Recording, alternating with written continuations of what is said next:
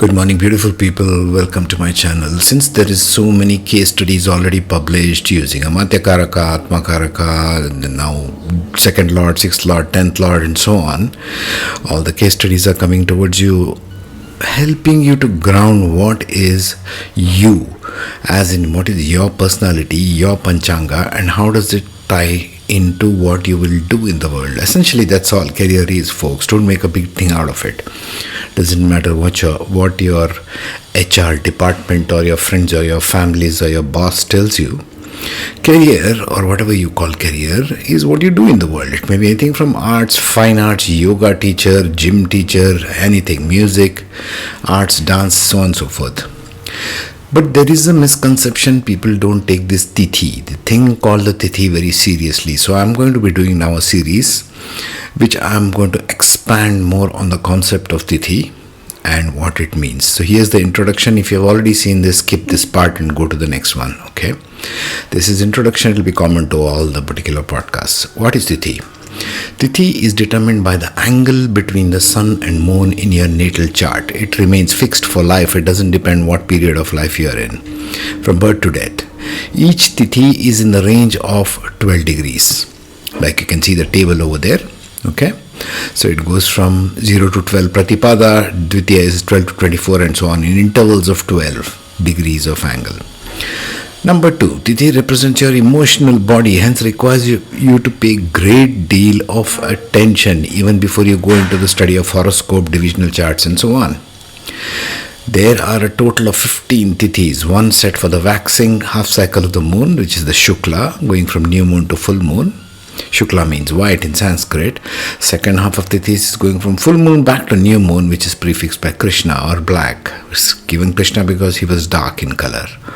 All remedies, quote unquote, which are done within Vedic astrology are done for Tithis, not Karana, Yoga, etc. Keep this in mind. Now, within each Tithi, what shall I cover? What will we cover are these 8 points. Element of the Tithi and the deity. The ruling deity is the main thing there. You got to understand the energy of the deity. You can do more research. Now there is GPT and all the rest of it. Psychic abilities, number 2. What are your psychic abilities? What are your real superpowers? Each one, there is one, okay? Each one has a superpower. We're just uncovering what that is for each Tithi. Number 3, how to enhance them. Number 4, what to be wary of. There are always pluses and minuses. This is a realm of duality, so everything will have a plus and a minus. We'll see that. 5, the personality traits of it, how it actualizes in your personality. And the life lessons, what you should be learning from that for this lifetime. The remedy for it. We'll see the remedy part also. And last, we'll see the differences between the Shukla part and the Krishna part of every Tithi. For example, there is Pratipada, 0 to 12. And there's in the Shukla part, in the Krishna Paksha part, there's Pratipada from 180 to 168, the minus 12, right? The full moon going towards new moon. That's the separation, okay? So we will see all of this. Let us begin. So now we come to the second Tithi of Dvitiya, the second step. Dvitiya means second step in Sanskrit. Shukla Dvitiya, we are covering Shukla. We will see how the Krishna pans out a little later in this podcast. Shukla Dvitiya, the energy is one of stability, healing and truth seeking. So who are born in Dvitiya? If the distance or the angle between the sun and the moon in your chart is 12 degrees to 24 degrees, you will have this Tithi playing out as a personality. 12 to 24 degrees. So basically it might be in the same house or it might be one house apart, right? It depends upon where it's positioned. So element and deity is earth, Vidhata as it is called, the divine ordainer of destiny. That's the AI generated image, don't pay much attention to that. So stability, healing and truth seeking being the dominant aspects of this particular Tithi. Element and deity is earth, Vidhata, the divine ordainer of destiny. Psychic abilities include, these natives are stabilizers and healers. They naturally ground chaotic situations, acting as anchors for others, like a support person, you might say. They possess an innate ability to absorb and neutralize negativity, like earth absorbing water. See, he's holding a cup in his hands. They are the seekers of truth, and their psychic quality lies in harmonizing energies and bringing balance.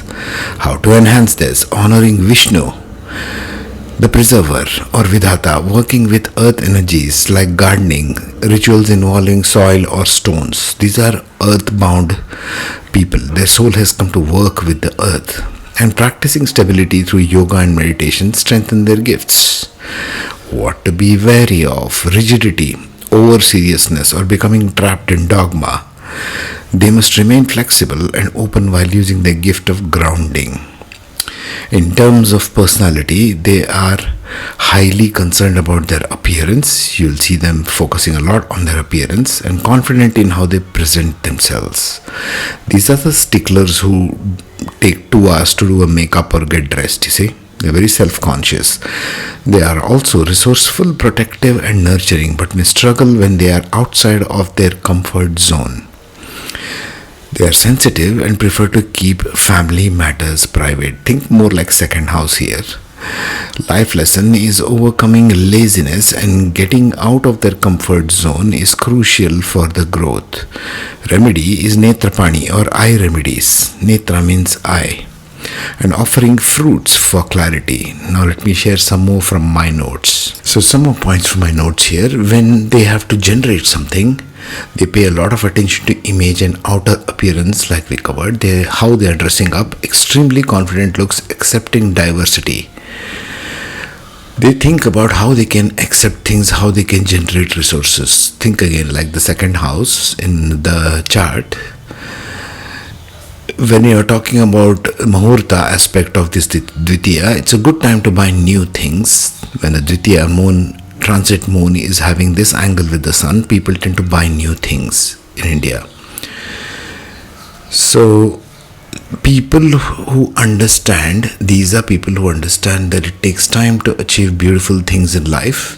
These people are always protective, sensitive to people's feelings. They should not travel much.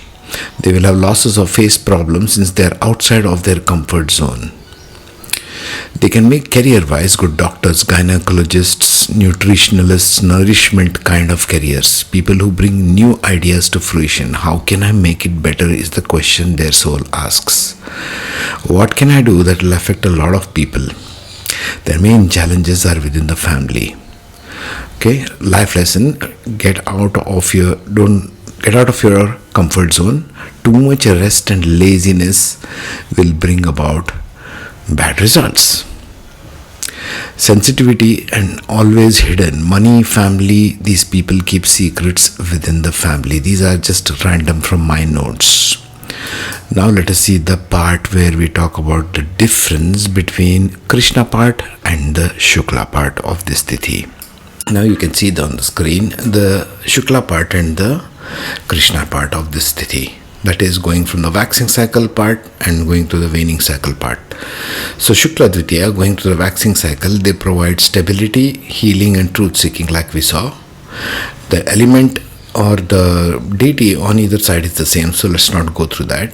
The tone here is of growth oriented, steady and grounding. So it is seeking a sort of outward bound energy.